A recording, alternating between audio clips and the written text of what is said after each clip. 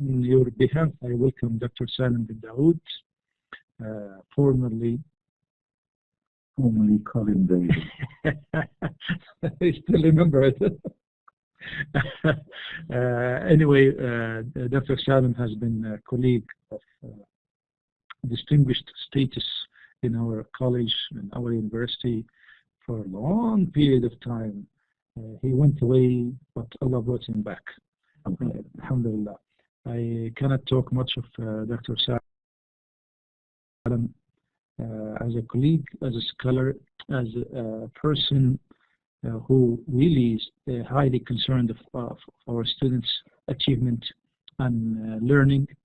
He will be here with us today for 15 minutes, and you'll have another 15 minutes for question and answer. I hope we benefit. Dr. Salim is from a South African background, where in South Africa, as I've learned, it is a multilingual nation. The Pidgins and Creoles prosper there, and this is a place he came up from a linguistic background as well as a national background where the issue of multilingualism that we talk about is very much prominent. I myself will benefit you, inshallah. I'll give the, what do you call it? The virtual class to you. Greetings to you, everyone. It's lovely to be here, and I thank Dr. Abdullah for this opportunity to talk to you. He asked me specifically to talk about Pidgins with some reference to Creoles. Now, I'm very excited to talk about that because, of course, you know, one of the largest Pidgin languages is spoken here in Saudi Arabia. A lot of people don't even realize it. It's called the GPA, the Gulf Pidgin Arabic. And I know that I'm going to shock you all, but for the next 2 minutes, I'm going to continue in GPA, in Gulf Pidgin Arabic. Assalamu alaikum kul wahad. Ana Dr. Salim bin Dawood and Randi Jawaz min Junub Afrika, لكن أنا ولدت في زيمبابوي لكن أمي وأبي من بريطانيا. الحمد لله أخي هو نيوزيلندي وزوجتي أمريكي. أنا دكتور في المعهد اللغة والترجمة في الجامعة الملك خالد هناك في أبها مدينة صغيرة في الجنوب المملكة السعودية. دكتور عبد الله هادي القحطاني هو كبير دكتور في القسم اللغات الإنجليزية. هو سألني أنا لازم مدرس اليوم لل15 دقيقة بسبب أنتم كل طالب الماجستير إنجليزي في جامعة وأنتم يدرس الفرق بين بيجن وكريول. أنا كلام كويس عربي سوا كل سواك التاكسي في رياض. This is beautiful Pidgin. Now there you have, thank you. I see all the welcomes there. Thank you very much indeed. I hope you enjoyed that. You know, you will have noticed comparing your knowledge of Standard Arabic to what I just described to you, you will notice a language of communication, a very truncated, very attenuated, a very abbreviated language, which operates mainly on vocabulary, on minimal grammar, on very little punctuation, on repetition like sawa, repetition of one word to either change its meaning or to emphasize its meaning. You know, the problem with Pidgins is that, as Dr. Abdullah Hadi pointed out, Pidgins are everywhere in the world, and a lot of nonsense is written about them. Pigeons exist everywhere in the world. It's something you cannot get rid of. What is interesting about pigeons is people's reaction to them. Now, when I said there's between 5 and 10 million speakers of Pidgin Arabic, Gulf Pidgin Arabic, I'm one of them. It's actually between 5,000 and 9,999,999 and me, because so many people use this pidgin as a means of communication because it gets you up to speed as quickly as possible. Pigeons normally deal with trade, deal with livelihood, dealing with having to cope in a situation where normally you are unable to access the dominant hegemonic language because either you're too old to learn, or you're a contract worker, or you haven't got the education in terms of your own language to understand your own language's morphological and phonemic structure and grammatical and syntactical strategies. So you adopt a means of communication with other people to get yourself as connected to your environment, your working environment as possible. Let us actually look at that word pigeon. In actual fact, you can't believe that it's related most likely to the word business. Chinese people unable to say with problems, with words that end on consonants, with words that need infix syllables in between consonants to spread out the morphological structure to make it easier for tonal variations, such as Chinese is, would find the word business very difficult to pronounce. So it's easier to change the B to a P.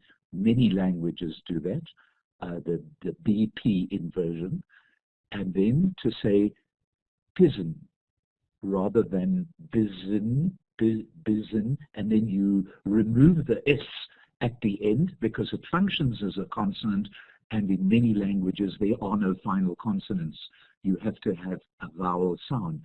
So the pigeon becomes pigeon when you have a mother tongue user pronouncing it. So business became pigeon, and was reverted back to the mother tongue pronunciation. That was, in actual fact, where the term comes from, because it was business English. It was when people within a certain community needed to talk to one another, but were not particularly interested in learning one another's language, or had no need to learn one another's language. Their communication was abbreviated to dealing with trade.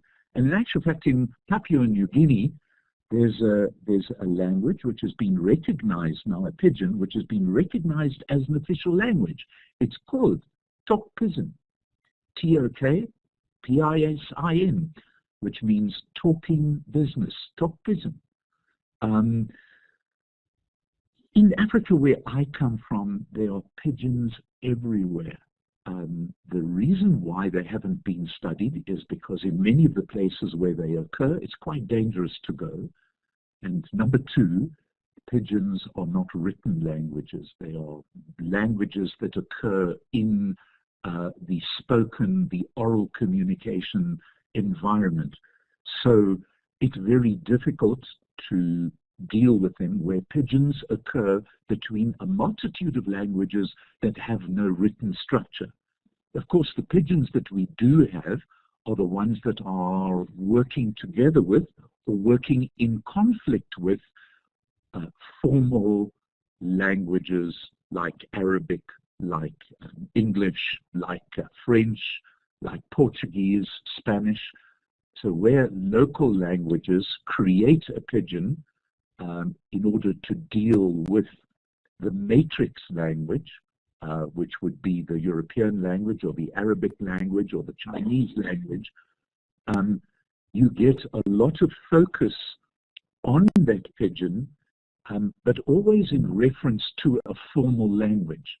The important thing I need you to remember is that pidgins are spoken everywhere in the world, especially in environments where you have no major hegemonic language that is in its written form. But anyway, just basically why a pidgin is a pidgin and is not considered a language is usually because it doesn't have a written form.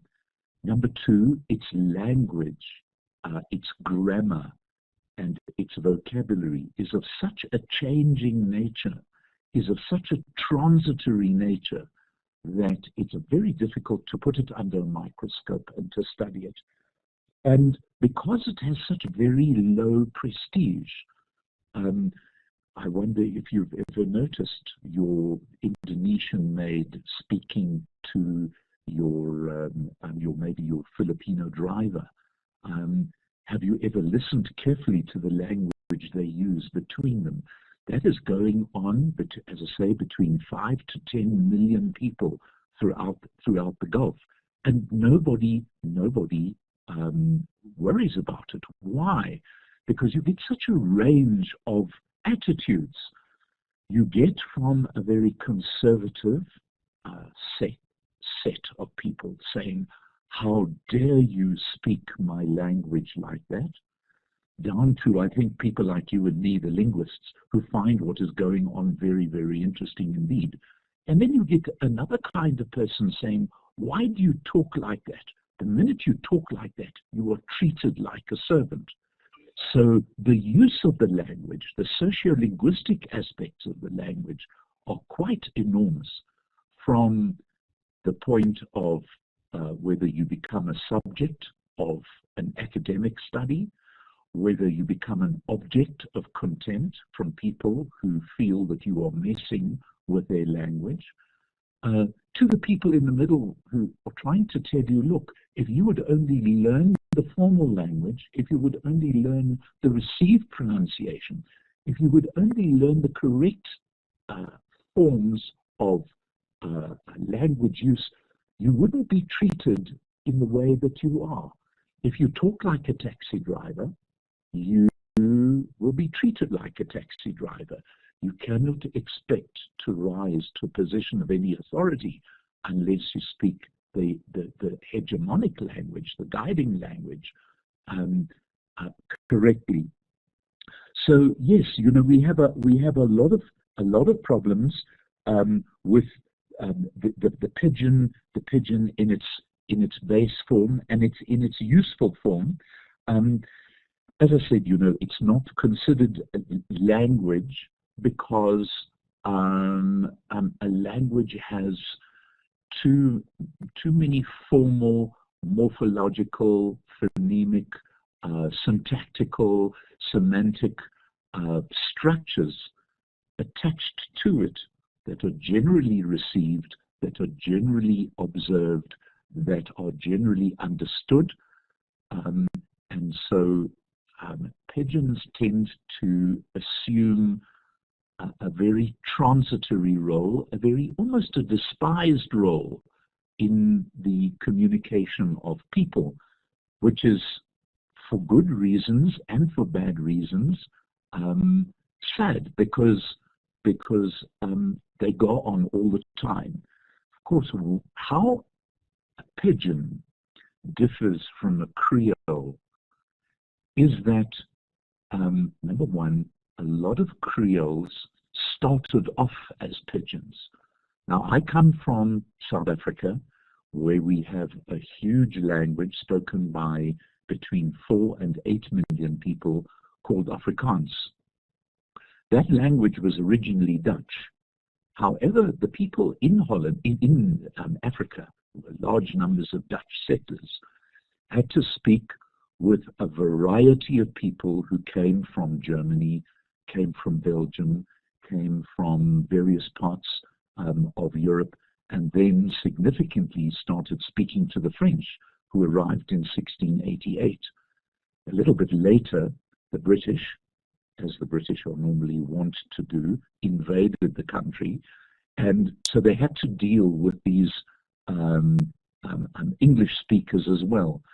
And the local speakers of Dutch evolved a simplified form of what was called Hoog-Hollands, which means High Dutch, in order to cope with all the dialectal varieties of Germanic that were spoken in the country, and also to deal with the servants that they had working for them. But because of the connection to Holland itself, the language, which were the Pidgin that evolved, started acquiring a formal structure. And by the 1850s, had acquired a significant language of itself to become a Creole, which lasted right until 1924, and then finally was recognized as a language with its own literature, with its own native speakers, with its own body of legal documents written in that language.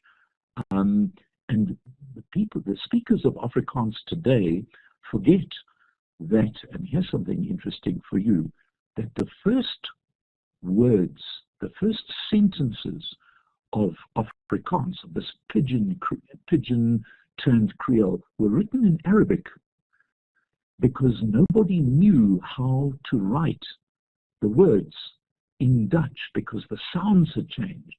And the only language system that had a form, a written form, that could convert the Afrikaans Dutch sounds into a recognizable orthography was Arabic. And Arabic was written by the Malay slaves who lived in the Cape. So it's quite strange that a language that was a Creole, that started off as a Pidgin, and a European Creole at that, had to be written in Arabic to be understood. Just finally, talking about Creoles, is that there is, in modern linguistic thought, there is no difference really between a Creole and a language. Creoles are merely considered Creoles because they do not have the social status to be considered as one of the major languages of the world. A Creole has acquired almost a humorous statement. The French people, go and listen to the Creole of the island of Mauritius or Réunion, just to listen to how French can actually change substantially when used by people from all over the world, where it becomes almost a lingua franca.